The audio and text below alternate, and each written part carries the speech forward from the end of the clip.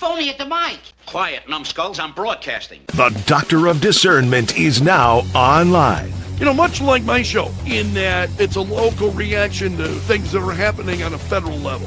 Dispensing a daily dose of common sense. No prescription required. Wow, do I have a boatload of stuff for you, from the crazy to the absurd. Let's start getting into it because, I mean, it is bizarro world out there. And I say, if it's obvious to me, should be obvious to everyone. Oh, wow. Who could have seen this coming? This is the Fourth Hour with Greg Belfrage. Hold on to your butts. Broadcasting from my basement bunker beneath Kello Radio. Welcome to the Fourth Hour. It's so great to have you guys along. And a big thank you. We hit over 500 subscribers on YouTube. I've been begging here the last few days. I'm going to keep on begging. I'm going to keep begging for subscribers to the Greg Belfrage Show on YouTube. So we're up to 502 now. So we hit that milestone, shooting for the next one. And thanks so much to all of you. I appreciate all of you making part of your, joining, letting me join you for part of your day. All right, let's bring you some more news.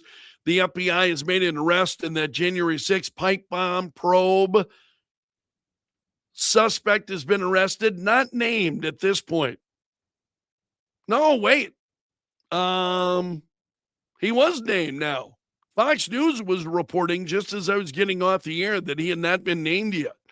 New York Post says Brian Cole of Woodbridge, Virginia, was collared Thursday morning, set to be arraigned in D.C. federal court at 1 p.m. Eastern time today.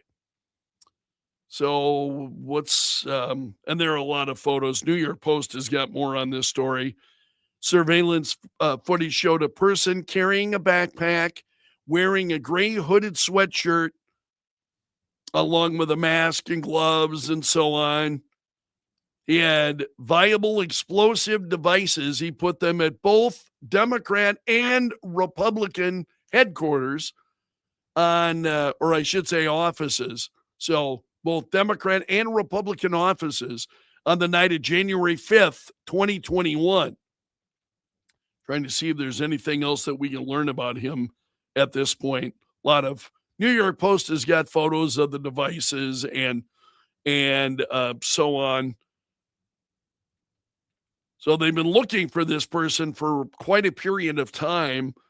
Dan Bongino, the deputy FBI director, suggested last year he thought that what happened was an inside job, involved a massive cover-up. So when Bongino arrived at the FBI, he said, we brought in new personnel to take a look at the case. We flew in officers and detectives working as task force officers to review FBI work.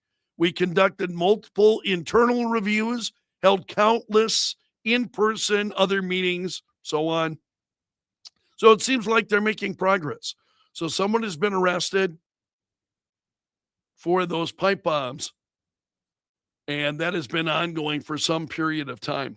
There's been another story that has been in my stack of stuff this week about this student who failed a Bible-based essay on gender.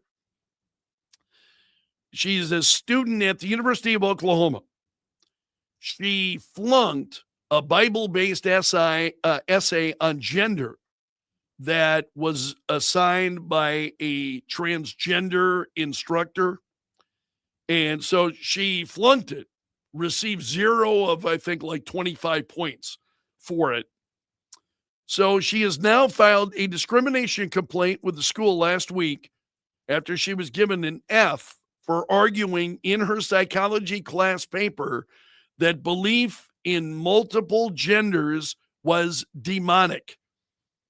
That's the point that she was making. And the school has since said the failing grade will have no bearing on her final grade. The professor was placed on leave Administrators also then they have an investigation that they launched that is underway.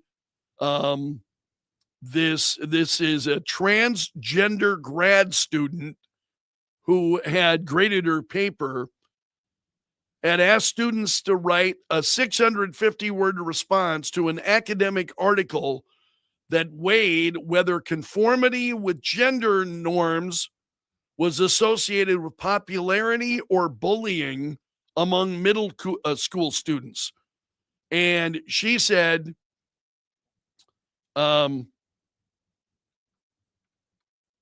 she wrote in her piece, she said that belief in multiple genders would lead society to move farther from God's original plan for humans, which is what the left's all about.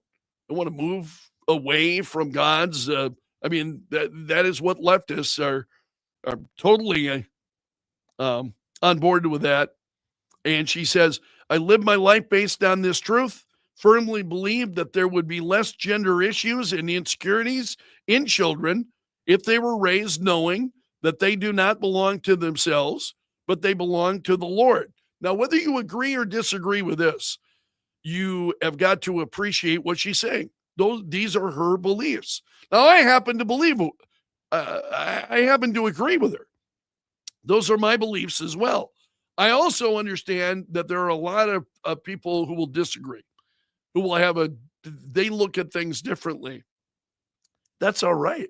You know what's so amazing is the fact that, we live in times where you can no longer just disagree, where you have apparently people like this transgender grad student grading this, giving her no points. Yeah, no, you just can't disagree with that. You don't get any points. She made an effort. She completed the assignment. Whether you agree or disagree really is irrelevant. I think in terms of what she was pursuing, that's what she was asked to write. That's what she wrote on. You disagreed with her opinion. Get the hell over it. I mean, that's what's it's just flaky. It's concerning is what it is, at least to me, that we see folks who, we saw this with Charlie Kirk. And I talked about this a little bit, with, what happened to Charlie Kirk and the way that he was singled out for his beliefs. You've got a growing number of people in this country who cannot stand to have anybody, they do not want to hear from anyone who disagrees with them. And I've never seen this in my lifetime. I really have, maybe here or there, folks, and you went, what the hell is that all about? Most folks, we don't respond that way, but we are seeing that more and more, and it's really kind of really incredible. So another story I want to share with you this morning. The chief of police in Minneapolis, we can't help ICE, don't have enough police officers to deal with crime. So this was on CNN yesterday morning, yesterday's broadcast on CNN. Minneapolis Police Chief Brian O'Hara said, well, the reason that we can't help ICE is, he said, I don't have enough cops to deal with the actual crime that's happening in our community. And I want to break that down because I do not mean to be disrespectful to the chief. That may, in fact, be what's going on because we have known and we have seen it. Minneapolis has not been eager to fund their police. Minneapolis was right at the forefront of the defund the police movement. And that's why you see the placard over my shoulder here that says, we back the blue, right? It was a result of that. That's why I've still got that hanging there. We back the blue. We back our law enforcement. We back our police. And Minneapolis, that has not been the case. Minneapolis was defunding the police and all of this. Totally understand where he's coming from. So he's saying he didn't have enough police to to deal with the actual crime, let alone help ICE. And he said, now you've said your department's not going to help ICE carry out any raids. Now, critics, they argue that the raids will target dangerous criminals. Police protection could really save lives. Why do you stand firm in not assisting? And he said, well, for one, it's against the law here in this city, but two, on a more basic level, it's my mission to deal with crime and violence. The immigration authorities do not respond to domestic violence. They do not respond to shootings and robberies. I do not have enough police to deal with the actual crime that's happening in our community. So it's not our job. They're not going to do our job for us. And just frankly, I think the effect on the community, the way this stuff is being carried out, this is where he starts going sideways. This is where you start to see the Minneapolis effect occurring here. I think the effect on the community, it's making people terrified. I'm concerned that people who may need help are going to be afraid to call 911. Again, I mean, how many times do we have to beg with people, if you're in the country illegally, get out of the country? How many times do we have to say it? We've been saying it for months, for years. You're in the country illegally. Do yourself a favor. Self-deport. Get out of the country on your own. Do it now. Tom Holman talked about it. He said, we'll allow folks who want to leave. We're going to allow you to leave. Get out of the country. It's just the same thing over and over again. And that is the very definition of insanity, is when you keep doing the same thing over and over again and expecting a different result. Just blows my mind what we see happening.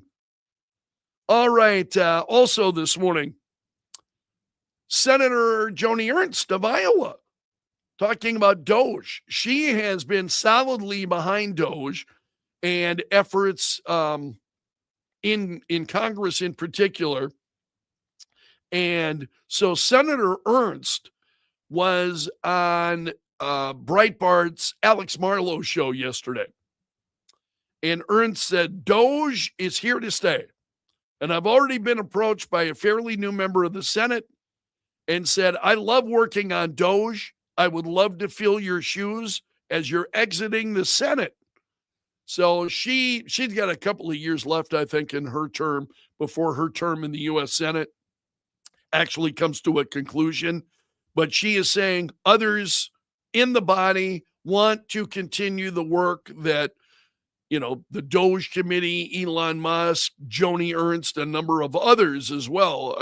I think there have been a lot of people who have been interested in seeing government, cutting out the waste in government. We've been talking about it for decades. That we have seen, there have been reports that have come out on an annual, the pig, the pork report that comes out. I forget the actual name of the report, comes out every year, shows, the government waste and what they're spending money on. And we've all seen it year after year after year. And I have a high degree of respect for people who are trying to eliminate waste where they find it in government. Iowa Senator Joni Ernst has been one of those. Now, I got a kick out of this, which is why I share this story from Breitbart. Ellen DeGeneres, you'll remember she went over to Great Britain. She moved to Great Britain. She was done with the United States. Done with the United States. That's it. Not coming back, not going to live in the United States, especially the United States under Donald Trump. Can't live in the United States under Donald Trump, except when it's wintertime. Except when it's wintertime, when it's cold over in the UK. It's going to be cold. So she's moving back to California until it warms back up. So this is what cracks me up. Yeah, I'm done with the United States. I'm out of here. How many of these people have we heard say that? And then at least Ellen DeGeneres, I give her some credit. She left. Rosie O'Donnell's another one who left. They actually left. And I thought, hey, listen, if you feel that distraught, you can't live in the United States because Donald Trump wins the election. And I think not only Donald Trump, you and I won. Folks on Main Street Americans won this election. And you can't live in the United States. You know what? By all means, you've got the freedom to be able to do that. Do it. Just go. What I respect that. I really do. I have some degree of respect for that they followed through on it. What I have no time for are the Alec Baldwins, the Robert De Niro's, the rest of them who are saying, oh, if Trump wins, I'm going to leave the country. So I'm getting out of the country. And then, of course, they don't leave. They don't even move across the country. They just stay. And they continue to poison, I think, the political atmosphere with just a lot of toxic nonsense. But that's funny. So I'm going to leave the United States until it gets too cold, and then I'm going to come back. Oh, that just cracked me up. All right, I'm going to leave it there for today. You have made it to the end of the video today, so you are part of my gallery of champions. Special salute to the Bunker Brigade. I appreciate each and every one of you. Don't doubt it. I mean, you are giving up your time. You're spending time with me, and it really means a lot. So thank you so much. I will see you again tomorrow, my friend. So until then, I'm underground and gone.